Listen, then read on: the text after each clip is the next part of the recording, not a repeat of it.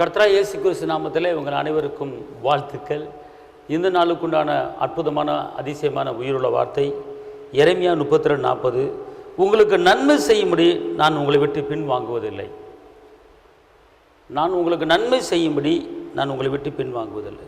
அன்பார்ந்தவர்களே, இப்படிப்பட்ட ஒரு நல்ல வார்த்தையை இந்த கால வேளையில் நீங்கள் கேட்குறீங்க. இன்றைக்கி நம்மளுக்கு நன்மை செய்ய யாராவது வருவாங்களா? சொல்லுங்கள் பார்ப்போம்.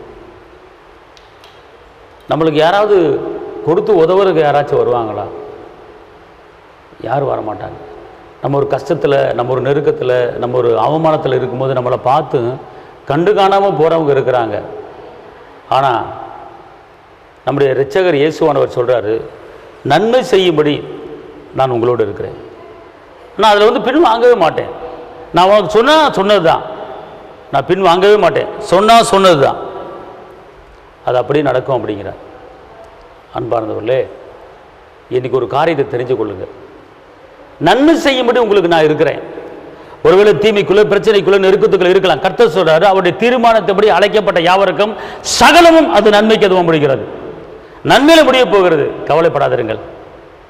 ஒரு காரியத்தை நீங்கள் ஆரம்பிச்சிருக்கீங்களா, துக்கத்தில் போயிட்டு இருக்கா, தீமையில் போயிட்டு இருக்கா, கர்த்தர் சொல்றாரு அது நன்மையில முடிய போகுது. தைரியமா இருங்க.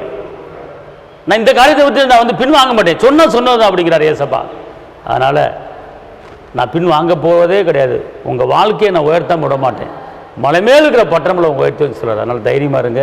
கர்த்தர் உங்களை ஆசீர்வதிப்பா. உங்களுக்கு நான் ஜெபிக்கிறேன். தகப்பனை இயேசுவே நன்றியோடு துதிக்கிறேன், ஸ்தோத்திரிக்கிறேன். ஆண்டவரே, நன்மை செய்யும்படி கூட இருக்கீங்க. உங்களுக்கு ஸ்தோத்திரம். இந்த நிகழ்ச்சியை பார்க்குற ஒவ்வொரு குடும்பத்தையும் ஆசீர்வதிங்க. வாழ்ந்திருக்கும்படி, உயர்ந்திருக்கும்படி, செழித்திருக்கும்படி, பெருகும்படி மேலான காரியங்களை செய்ய இரத்த கோட்டைகளை மறைத்துக் கொள்ளுங்க. இயேசுவின் நாமத்தில் பிதாவே, ஆமென். கர்த்தர் உங்களை ஆசீர்வதிப்பார். தேவனுக்கு மகிமை.